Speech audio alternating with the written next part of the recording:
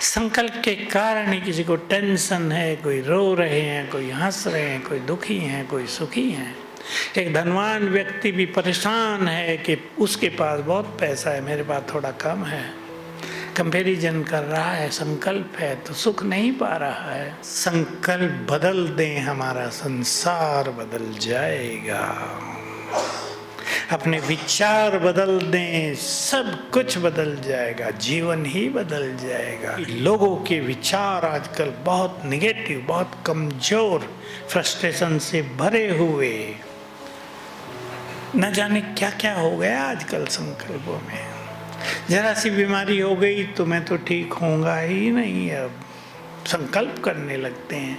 मैंने एक चीज़ पे वर्क कराया बहुत मेडिकली, आप विचार करेंगे ज़्यादा। मुझे ऐसा आभास हुआ कि जो कुछ संकल्प हम करते हैं मन में, हमारा ब्रेन उसी तरह अपने को मैनेज करने लगता है।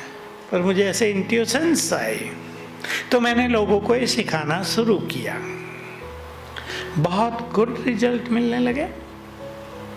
संकल्प बदलते ही खेल बदलने लगा। मैं छोटे छोटे एक्सपेरिमेंट कराए थे। हमारे यहाँ एक यंग लड़की 30 साल की, जो ब्रह्मा कुमारी है, कैंसर हो गया।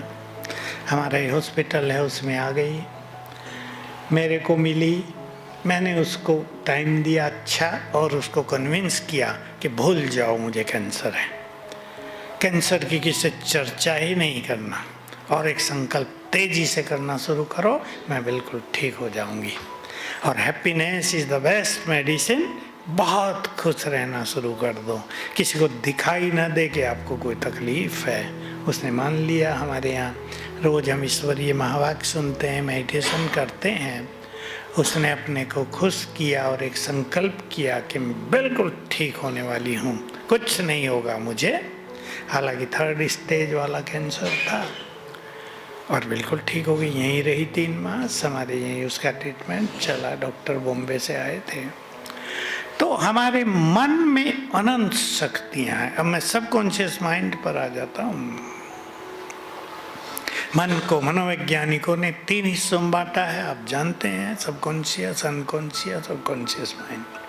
हमने उसमें 2 और जोड़ दिए हैं जो स्पिरिचुअल हैं, higher conscious mind, super conscious mind. जो योगी होते हैं सुप्रीम कॉन्शियसनेस का अभ्यास करते हैं, और हायर कॉन्शियसनेस कहते हैं higher thoughts, higher quality of thoughts जब मन में उठते हैं उनको। अनकॉन्शियस माइंड के बारे में मैं आपको कुछ कहूँगा। आप साइंटिस्ट हैं, इस पर आप चिंतन करना, और इसको हम कैसे अनकॉन्शियस माइंड को एक्टिवेट करें, इसके बारे में किसी ने आज तक संसार में सोचा नहीं है। हमारा जो अनकॉन्शियस माइंड है, ये बहुत बड़ा हिस्सा है हमारे ब्रेन में भी, क्योंकि जो कुछ हमारे माइंड में है वो सब इधर है ब्रेन में। इस अनकॉन्शियस माइंड में हमारे हर जन्म का सब कुछ भरा हुआ है।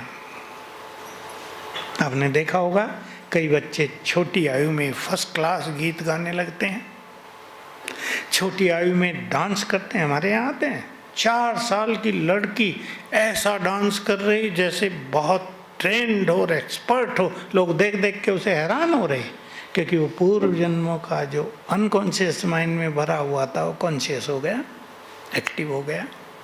तो बिना किसी के सिखाए हुए वो सब सीख गई। तो हमारे पास, हमारे इस ब्रेन में ही अनंत नॉलेज भी है। जो कुछ हमने किया है पूर्व जन्मों में, हजारों साल में, वो सब इधर भरा हुआ है। उसको हम एक्टिव कर सकते हैं मेडिटेशन के अभ्यास से। एकाग्रता से किया गया कार्य फलदायी होता है। सुखद परिणामों के लिए एकाग्रता को अपने स्वभाव का स्थायी अंग बना लेना चाहिए। एकाग्रता से सर्व शक्तियों की प्राप्ति होती है। एकाग्रता से नवीनता की इन्वेंशन कर सकते हैं। एकाग्रता से किसी भी आत्मा का आह्वान कर सकते हैं, किसी भी आत्मा को दूर बैठे श्रेष्ठ संकल्पों द्वारा सहयोग दे सकते हैं, और किसी भी आत्मा के विचारों को या उसकी आवाज़ को कैच कर सकते हैं। एकाग्रता से परखने की शक्ति स्वतः बढ़ती है। एकाग्रता की शक्ति से दूर बैठे भी भटके हुए, परेशान, दुखी, अशांत, रोगी आदि व्यक्तियों को शांति, शक्ति, शुभ, कल्याणकारी व निरोगीपन का वरदान दे सकते हैं। एकाग्रता की शक्ति सहज ही निर्विघ्न बना देती है। एकाग्रता से सर्व के प्रति स्नेह, कल्याण, शुभ भावना, शुभकामना और सम्मान की वृत्ति बनी रहती है। इसलिए हमें एकाग्रता का अभ्यास जरूर करना चाहिए।